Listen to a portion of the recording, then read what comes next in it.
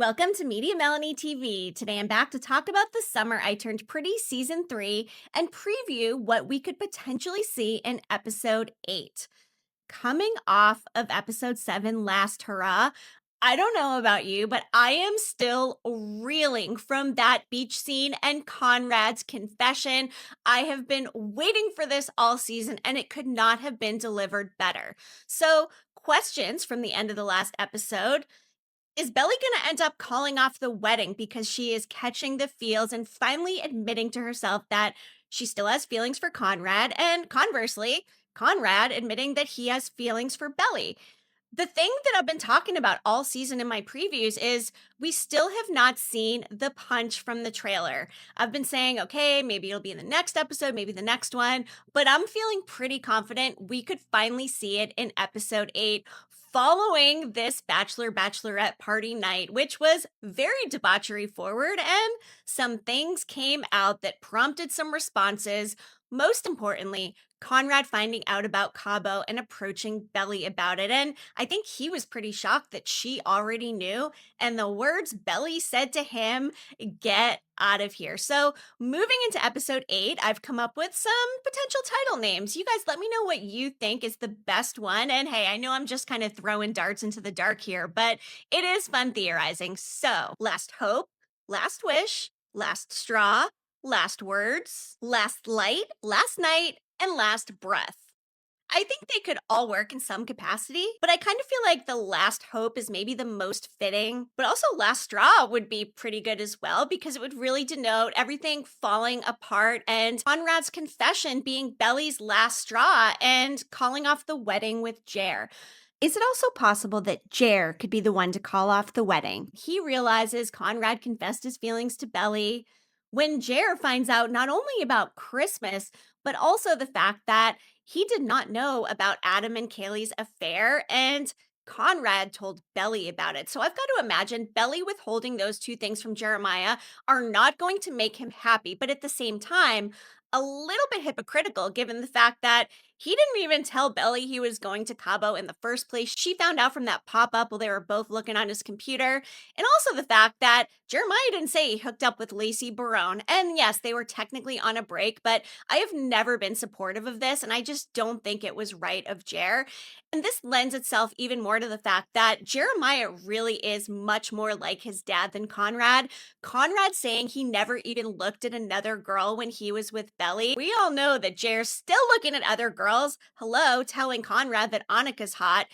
I don't care if it is somebody else or your fiance's friend. We just don't need to be saying that, and it's fine. I mean, I know guys have their talk, but Conrad was kind of put off by that, especially with that smirk that Adam and Jer both had during that conversation. Just like, yuck. So I'm assuming everybody watched episode 7, but just in case you didn't, Conrad finally confessed his love to Belly on the beach after a very alcohol, gummy, and weed induced bachelor and bachelorette party night where Jer ended up passed out. He was supposed to be meeting Belly on the beach after the night so they could just spend some time together. But as I had suspected at the beginning of the episode, it was Conrad who was on the beach, and this was just all so meant to be. We also had some Steven and Denise content with Taylor trying to convince herself that she's not into Steven and trying to put Denise and Steven together, saying it's fine, you know, you guys are good for each other, etc., even though we all know the truth. And I've even got to say, Lucinda, I actually felt bad for her in this last episode. And I enjoy this John and Laurel, will they, won't they get back together? They, of course, had that moment at the conference earlier in the season. But after that, Laurel really did kind of shame him for the whole thing. I like that she's now sort of making the moves, being the aggressor here. And it's kind of cute. And who knows, maybe Laurel and John are going to end up being the ones getting remarried or married this season. And we actually won't even see a Belly wedding. But I've been saying this. I just have this sneaking suspicion, and I've not read the book, so please don't drop any spoilers. But I think that the wedding that we see in all the promo pictures and the trailer is going to be in the future when Belly is actually marrying Conrad. I do not think she is going to marry Jer, at least I certainly hope not. And I'm hoping that episode 8 will be when they actually call the wedding off. Adam is not going to be very pleased with this at all. Imagine he approaches Laurel and is like, hey, you're paying me back for this wedding, right? I'm hoping that doesn't come about, probably pretty far fetched, but I don't know. I don't like Adam, so I expect the worst from him. Getting me to the biggest questions heading into episode 8. Will Belly call off the wedding, or will it take another 1 or 2 episodes and maybe it's not called off until the penultimate episode, and then everything sort of wraps up nicely with a bow in episode 11? Is Jeremiah going to find out about A, Conrad's beach confession, and B, the fact that Conrad and Belly kept Christmas and the affair with Adam to themselves and did not tell Jere? I would imagine that's what's going to play into the punch heard round the internet that we're finally going to get, hopefully, in the next episode. But I suppose there's still a little bit of time left where they could sort of keep that curtain closed and really unveil it all in a big moment of drama, even if it is in episode 9. I just cannot wait for that.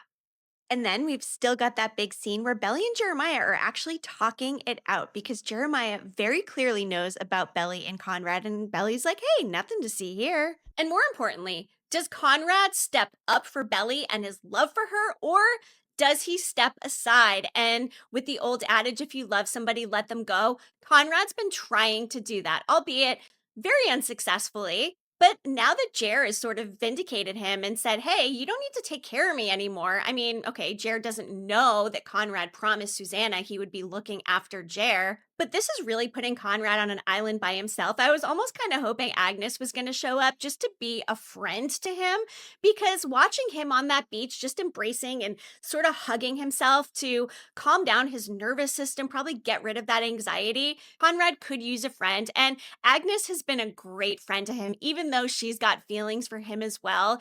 And I'm still not putting it out of the realm that Agnes and Conrad could end up married and then separated in the future, leading the way to Belly and Conrad finding their way back together after all of this Jere drama dies down. All right, the Stephen Denise Taylor situation. What do you all think? How is this going to end up? Is Stephen going to get with Denise? Will that cause some complications given the fact that they're going into business together? I'm also wondering, they mentioned all their clandestine happenings at the office. Is Adam going to catch wind of this and somehow fire Stephen? Which wouldn't be the end of the world, but it would be if he does have a non-compete and he's still under contract doing this. He's a family friend, so I would think Adam wouldn't come down on him super hard, but he's got no vested interest in Denise, so perhaps Denise ends up being the one hurt in all of this. Or maybe Adam's going to feel bad because Jere's going to find out about Kaylee. And even though Jere won't take the job, maybe Adam will actually end up supporting this venture business between Stephen and Denise, which I think Jere is going to come on board for anyway. So maybe that will be Adam's way to sort of make it up to Jere. And again, this hasn't been a storyline I'm super focused on, but I do kind of hope Stephen and Taylor end up together. Let's say Taylor goes out and gets her MBA. I think she's got it in her. She's very smart. She's helping Lucinda with the business. And the fact that MBA was mentioned, that Denise introduced herself as having an MBA, is that going to drive Taylor to want to improve herself to be more like the type of girl she always thought Stephen would end up with? I think she could actually do that without giving up a piece of herself or doing it for the sake of somebody else. And honestly, I just wouldn't mind if their end game. But is it too unbelievable to have Stephen and Taylor end up together, and Belly and Conrad, and Laurel and John? I mean, that's a lot of togetherness, but I love me a bow ending, so I will not complain. I may not fully believe it, but I won't complain. Laurel and John, what is going to happen to them? Are they going to get back together? Are they not? Are Kaylee and Adam going to end up staying together? Or will Jere and Conrad approach him like, hey, we know this was your mistress. This is just so not okay. Just given the way Laurel even responded to her, I was actually hoping Laurel was not going to give Kaylee her phone number. But hey, Laurel's a good person. She's trying to be respectful. But I would imagine once Laurel gets a couple drinks in her, something I would love to see, Laurel punching Kaylee. It might not be in her character DNA, but I would let it slide to see that happen. This whole too young to marry theme, that really came to the forefront in the last episode with the alcohol, the partying, the toothpaste jokes, the Moana jokes. So many things are just showcasing the fact that these kids are so young, and it's showing their age, and they should be taking a step back and waiting. There is no rush to get married. And this goes for everybody out there in their 20s. I don't think you even get to know yourself as a person until your 30s. I didn't get married until my 30s, and I'm happy that I waited and really got to celebrate and enjoy my 20s. And I know I've been giving unsolicited advice during this whole season from the perspective of a middle aged woman. But seriously, you guys, if you're in your 20s, you live your dreams and do not give up on anything for another person. I mean, hey, you can do whatever you want, but just looking back in my own experience, there are some things I definitely would have done differently. If this even causes you to question something a little bit, then hey, I think I've done my job. Just general thoughts on the season so far, the tug of war between Belly and her feelings and Conrad. Jeremiah is more safety and Conrad is more truth. And let's face it, he is her forever flame. And speaking of forever, I know I mentioned it in my review of episode 7, but I still can't get over the fact that we got 2 Taylor Swift songs, a Chappell Roan song, an Ariana Grande song, and a Sabrina Carpenter song in one episode. If they keep building and throwing these needle drops down as such, I think we're in for some bangers. And I encourage all of you to download the official soundtrack for The Summer I Turned Pretty Season 3. I am listening to it on repeat. But coming off episode 7, really, will all of the happenings here cement Belly's choice to stay with Jeremiah, or will she actually do some soul searching and realize after all of this, it's been Conrad the entire time? The flashback with the unicorn and the way Conrad has taken care of her, said he's never looked at another girl while he was with Belly. If these two don't end up together, I swear I am going to revolt. And then the other moment from the trailer that we haven't seen is the Taylor Conrad confrontation. I'm kind of hoping Taylor's going to move over from being captain of Team Jellyfish over to Team Bonrad once and for all. Judging by the words she used and the fact that she's like, hey, Belly's not going to blow up her entire life because you remember she existed. I hope there's more to that conversation and they pick it up with Conrad bearing his soul to Taylor. And after Taylor and Belly had the conversation when Belly got back from the beach and the bathroom conversation of it all, Taylor's trying to be supportive of her friend. And obviously, it must be a very difficult decision to have such second thoughts before a wedding and thoughts of calling it off. And I imagine that's not easy, not only for the people and the family involved, but also the friends who are all invited. And what's going to happen at this big party if they don't get married? I'm hoping that Adam actually gets really upset about this and it all comes to a head about the Kaylee thing. And Adam has to make some big choices in terms of supporting Jeremiah in whatever he's doing next, because he's probably going to be pretty upset with both Belly and Jeremiah. But if he's trying to also redeem himself for the Kaylee thing with Jeremiah, we know he offered him the position in the fall, but I'm hoping that he actually supports them and the startup thing, because I do think that it's a good fit for Jere. He's liking his job. He gave up the weed for Belly and to stay sharp at work. So it is nice to see Jeremiah's character making some personal and professional growth. He's tended to be a little bit immature, a little bit rash, maybe not the smartest, looking at you not being able to find the right college classes in order to graduate, but he's finding a niche. And Conrad, of course, questions that. He's like, really? You want to take that position? I don't think he's going to end up taking it. I don't think we'll find that out maybe until episode 10 or 11, but I just can't see Jeremiah working for Adam in the long run. And I'm hoping that the startup ends up surpassing what Adam's business is doing anyway as kind of a big FU. Okay, so again, my potential episode titles for episode 8, and I want you to drop which one you think it could be or which is maybe most fitting with what we know now. Let me know in the comments. Last hope, last wish, last straw, last words, last light, last night, and last breath. And I know we're not to episode 11 yet, but I've got to say, I think episode 11 is going to be called Last Love because we've had this theme of Belly talking about first love and last love.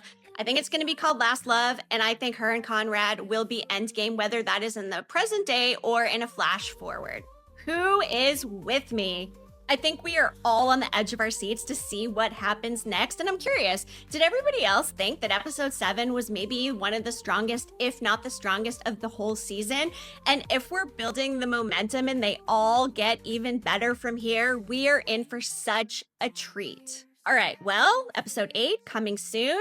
I appreciate you watching. And if you did not watch my episode 7 review, that is available up on the channel as well. I've got another theory and discussion video I plan on dropping before the end of the season, so stick around for all of my content for The Summer I Turned Pretty in its final season. I'm also talking about Dexter Resurrection and The Institute, both very dark shows. But the fall TV lineup, you guys, is giving. I cannot wait. Watch my little preview video for some of the shows I've got on my radar. A couple of them didn't make the video because I recorded it before we got the trailer for the show Task, and before we got a little peek into the new show Pluribus coming to Apple TV. So we're gonna be eating pretty good in TV land this fall, and I hope you stick with me for all of the TV talk. I will be back again soon. Media Melanie, clicking off.